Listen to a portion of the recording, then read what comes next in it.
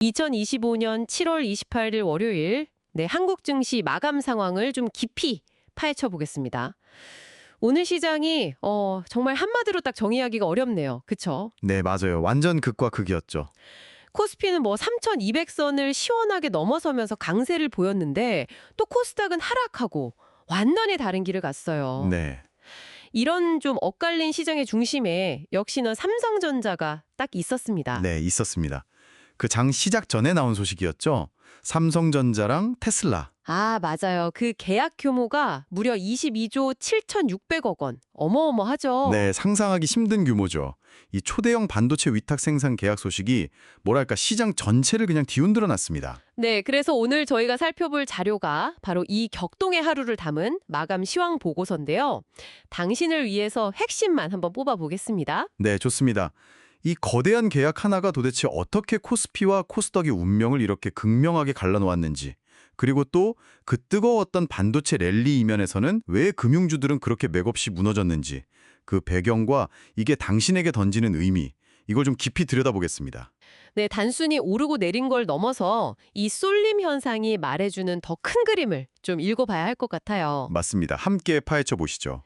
정말 그 계약 소식 때문에 삼성전자 주가가 장중에 7% 넘게 오르더니 결국 6.83% 급등 마감했죠. 네, 6.83% 대단했습니다. 덕분에 코스피 지수도 외국인 이런 기관이 그냥 합심해서 사들이면서 0.42% 상승, 3,209.52포인트로 딱 마감하면서 3,200선을 회복했어요. 그렇죠. 외국인하고 기관 순매수 규모만 합쳐도 거의 1조 원 가까이 됐으니까요. 와, 특히 그 두산테스나 코아시아 같은 관련 협력사들 있잖아요. 소위 소부장. 네, 소재, 부품, 장비 기업들. 네, 이 기업들은 그냥 줄줄이 상한가를 기록하는 뭐 그런 귀염을 토했습니다. 그렇습니다.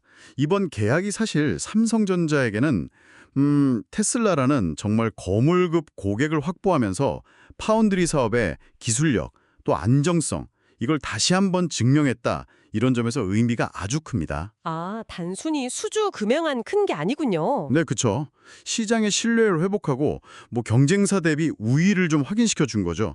이 소식 하나가 반도체 설계, 그러니까 디자인하우스부터 후공정, 그리고 방금 말씀하신 소부장 기업들까지 이 반도체 생태계 전체에 아주 강력한 상승 동력을 준 겁니다. 아, 그 파급 효과가 엄청났네요. 네, 그 아까 말씀드린 외국인 기관 순매수 1조 원, 이게 그 열기를 보여주는 거죠. 근데 정말 이상한 건요.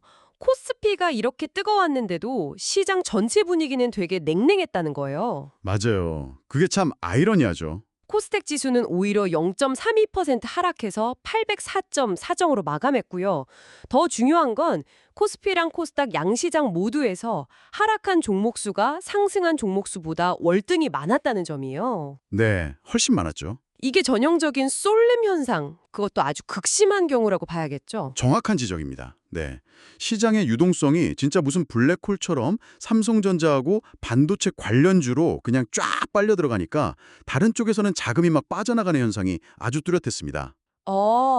어디서 주로 빠져나갔나요? 특히 금융주가 직격탄을 맞았어요. 금융주요? 아, 네, 크게 보면 한 두 가지 요인이 작용했는데 첫째는 이제 내년도 세제 개편안 발표 앞두고 있잖아요. 네. 여기서 뭐 법인세 인상이나 예전에 폐지됐던 증권거래세 부활 같은 이런 증세 가능성이 좀 불거졌고요. 아, 세금 이슈가 있었군요. 그렇죠.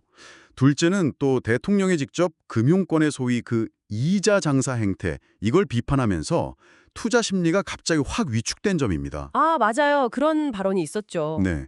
그래서 KB금융이 마이너스 6.99%, 하나금융지주가 마이너스 8.86%, 이렇게 은행, 증권, 보험주가 그냥 동반 급락하면서 지수 하락을 부추겼습니다. 와, 하락폭이 정말 크네요. 그럼 반도체 말고 다른 쪽은 아예 그냥 힘을 하나도 못 쓴 건가요? 전부는 아니고요. 조선이나 전력설비 같은 일부 성장 섹터에서는 그래도 좀 긍정적인 움직임이 있긴 했어요. 아, 그래요? 예를 들면요? 예를 들어 한화오션은 한 8% 넘게 상승했고요. 효성중공업 같은 경우는 2분기 실적이 아주 잘 나왔거든요. 네. 이른바 어닝 서프라이즈 덕분에 14% 이상 급등했습니다. 오, 거긴 좋았네요. 네. 한미 간 관세 협상에서 조선업 협력 얘기가 나올 수 있다. 이런 기대감이라든지 아니면 계속되는 전력 수요 증가 같은 이런 개별적인 호재들이 좀 작용한 걸로 보여요. 그렇군요. 하지만 뭐랄까 이게 시장 전체 흐름을 바꾸기에는 좀 역부족이었다. 이런 말씀이시죠? 네, 맞습니다. 역부족이었죠. 아, 정말 하루 사이에 이렇게 명암이 확 엇갈리다니 시장이라는 게 참 한치 앞을 내다보기 어렵다는 걸 또 새삼 느끼게 되네요. 네, 그렇죠. 자, 정리를 좀 해보죠. 오늘 시장은 결국 삼성전자 테슬라 계약이라는 이 초대형 호재가 반도체 관련주의 폭등 그리고 코스피 상승을 이끌었습니다. 하지만 동시에 세제 개편 우려와 대통령 발언이라는 악재가 금융주 급락을 일으키면서 아주 극심한 차별화, 그러니까 쏠림 현상을 만들어낸 거죠. 네.